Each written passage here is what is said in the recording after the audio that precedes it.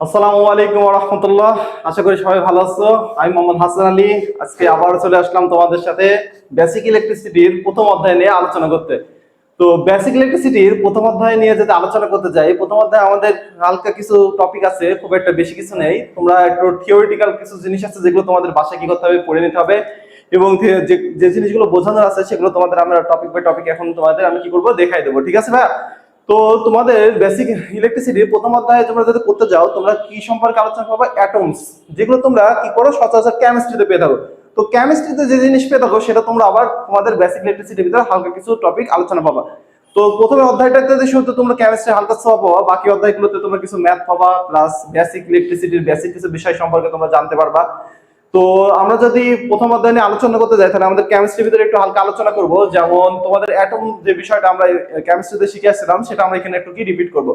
তো তোমাদের যদি কেমিস্ট্রির যদি অ্যাটমস বিষয় নিয়ে আলোচনা করতে যাই, একটা অ্যাটমস কি কি থাকে, একটা অ্যাটমস এর ভিতরে কি থাকে? Electron, proton, neutron. তো পরমাণু, নিউক্লিয়াস মূলত কি, পরমাণু অ্যাটমস মূলত দুইটা ভাগে ভাগ থাকে, ঠিক আছে? একটা কি নিউক্লিয়াস, আর একটা কি নিউক্লিয়াস বহির্ভূত অংশ।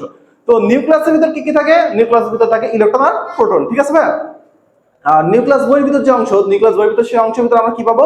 ইলেকট্রনটা পাবো। যেটাকে আমরা এর আগে ক্লাসে বলছিলাম যে কি ইলেকট্রনটা কি, যেখান থেকে আমাদের কি আমরা ইলেকট্রিসিটি পাচ্ছি, যে ইলেকট্রনের প্রবাহটা কি আমাদের কি বিদ্যুৎ, ঠিক আছে?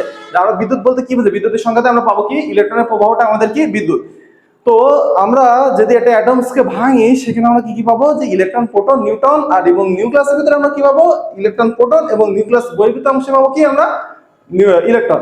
আচ্ছা, তো এখন দেখো যদি আমরা একটা অ্যাটমস আঁকাই, তাহলে তার গঠনটা কেমন হবে? যে একটা হবে কি আমাদের প্রথমে এখানে নিউক্লিয়াস, এবং নিউক্লিয়াসের বহিরে কি থাকে? কক্ষপথ, বা আমরা কি করে অরবিট বা অরবিটাল, যাকে আমরা অখ্যায়িত করি, সেগুলো কি থাকে? সুবিন্যস্ত ভাবে বিন্যস্ত থাকে, ঠিক আছে? আচ্ছা, এইগুলো ডিপেন্ডস করে কার উপরে? কোশ্চেন, এগুলো ডিপেন্ডস করে কার উপরে? এই যে অরবিট কিংবা অরবিটাল যেগুলো আমরা বলি, সেগুলো মানে কয়টা হবে, কিভাবে হবে, কোন অরবিটালে কতগুলো ইলেকট্রন প্রবেশ করবে, কিংবা কোন অরবিটালে কতগুলো ইলেকট্রন থাকবে, অবস্থান করবে, সেগুলো আমরা কিভাবে বুঝবো, তাই না ভাই? তো এগুলো বুঝবো হলো আমরা একটা সূত্রের মাধ্যমে। কি সূত্র? দেখো, 2n²। কি সূত্র ভাইয়া? 2n²। আচ্ছা, প্রথমে তোমাদের একটা কথা বলি ভাইয়া, যে এই অধ্যায়টা তোমাদের যদি পড়তে হয় বা এখান থেকে যদি তোমাকে কোশ্চেনে অ্যান্সার করে আসতে হয়, তাহলে তোমাকে মাস্ট বি তোমাকে পর্যায় সারণী সম্পর্কে ধারণা থাকতে হবে, ঠিক আছে? তো এখন কোশ্চেন আসতে পারে, ভাই পর্যায় সারণী কি? তোমাদের রসায়ন বইয়ে কিংবা তোমরা যদি গুগলে সার্চ করো, তোমরা পেয়ে যাবা পর্যায় সারণী সম্পর্কে একটা বিস্তারিত ধারণা। তো পর্যায় সারণী একটা ছক আছে, যেখানে তোমার 118টা মৌল আছে, ঠিক আছে ভাই?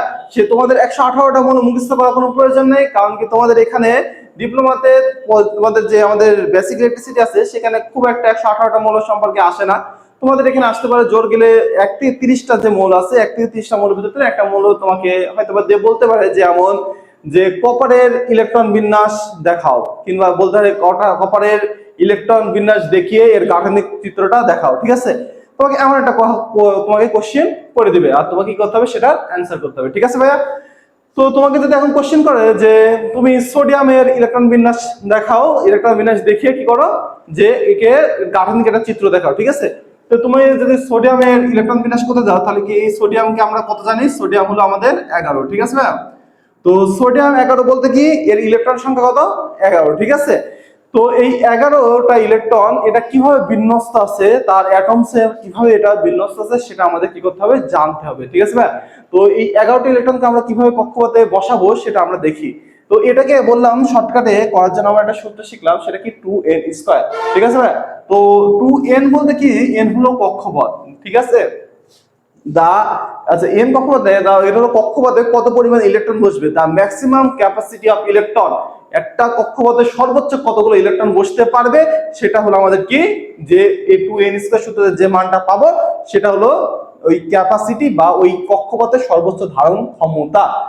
তো দেখো যদি আমরা করতে যাই, তাহলে প্রথম কক্ষপথ,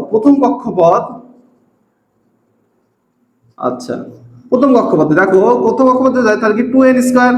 তাহলে প্রথম কক্ষপথ বলতে কি, n এর মান কত? 1। তাহলে 1 এর স্কয়ার উপর স্কয়ার করলে কত হয়? 1ই হয়। আর 2 অক্ষে 2, তাহলে পারে যে প্রথম কক্ষপথে আমাদের দা ম্যাক্সিমাম ক্যাপাসিটি অফ ইলেকট্রন কত? 2, ঠিক আছে ভাই? তাহলে প্রথম কক্ষপথে সর্বোচ্চ কয়টা ইলেকট্রন বসবে? 2টা। তো দেখো, তাহলে আমি এখানে বসাই দিই যে এটা আমাদের তো নিউক্লিয়াস, আমরা বুঝতে পারছি, তাহলে এখানে আমাদের কয়টা ইলেকট্রন বসবে? 2টা। আচ্ছা, তারপরে দেখো যদি আমরা দ্বিতীয় কক্ষপথের কথা বলি, তাহলে দ্বিতীয় কক্ষপথে তাহলে কি হবে? 2n² বলতে কি 2 ইন্টু 2 এর উপর স্কয়ার, তাহলে 2 দুগুণে 4, 4 দুগুণে কত ভাইয়া 8। তাহলে পরে আমাদের 2 নম্বর যে কক্ষপথ সেখানে আমাদের ম্যাক্সিমাম ইলেকট্রনের ক্যাপাসিটি কত ভাইয়া 8টা, ঠিক আছে। এর বেশি আমরা কি করতে পারবো না, প্রবেশ করাতে পারবো না, ঠিক আছে। তাহলে দেখো, আর ইলেকট্রন গুলো কি অবস্থা কিভাবে অবস্থান করে, যুগল অবস্থা অবস্থান করে, ঠিক আছে ভাই। তাহলে 2 4 6 8। এখন দেখো যেখানে 8টা হয়েছে এখানে আছে কয়টা, দুইটা, তাহলে 10টা হয়েছে আমাদের 3 নম্বর কক্ষপথে। তাহলে পরে এখানে মোট কয়টা আছে, 11টা, ঠিক আছে। তাহলে আমাদের 3 নম্বর কক্ষপথে কয়টা ইলেকট্রন থাকবে আমরা ইজিলি বুঝতে পারছি। দেখো যে তাহলে তৃতীয় কক্ষপথে ইলেকট্রন সংখ্যা হবে যে, দেখো 2n² আমরা সূত্র ইউজ করতে পারি। তাহলে 2n² বলতে সূত্র বলতে কি বোঝায়, যে ওখানে কত পরিমাণ ইলেকট্রন আমাদের কি করতে পারে, প্রবেশ করার ক্ষমতা আছে। কিন্তু সোডিয়ামের ক্ষেত্রে আমাদের 3 নম্বর কক্ষপথে কয়টা ইলেকট্রন বসবে সেটা আমরা বুঝবো কি করে, যে সোডিয়ামের যে ইলেকট্রন সংখ্যা কত 11, সেই ইলেকট্রন সংখ্যা থেকে আমরা কি করব, তার পূর্ববর্তী কক্ষপথে যে কটা ইলেকট্রন বসছে সেগুলো আমরা কি করব, বিয়োগ করে দেবো। দেখো তো, তাহলে আগে কত বসছিল 8 + 2, তাহলে কত হয় 11 - 10, তাহলে লাস্ট কক্ষপথে কয়টা, একটা। তাহলে সোডিয়ামের প্রথম কক্ষপথে বসবে 2টা, দ্বিতীয় কক্ষপথে বসবে 8টা, তৃতীয় কক্ষপথে বসবে কয়টা, একটা। কিন্তু তৃতীয় কক্ষপথে সর্বোচ্চ ম্যাক্সিমাম ক্যাপাসিটি কয়টা সেটা যদি তোমাকে বের করতে হয়, তাহলে তুমি যদি সূত্র ফেলো 2n², তার মানে কি 2 × 3 এর উপর স্কয়ার, তাহলে 3 × 3 = 9, 9 দুগুণে কত 18টা। তার মানে তোমার 3 নম্বর কক্ষপথে the maximum capacity of electron is কত, 18।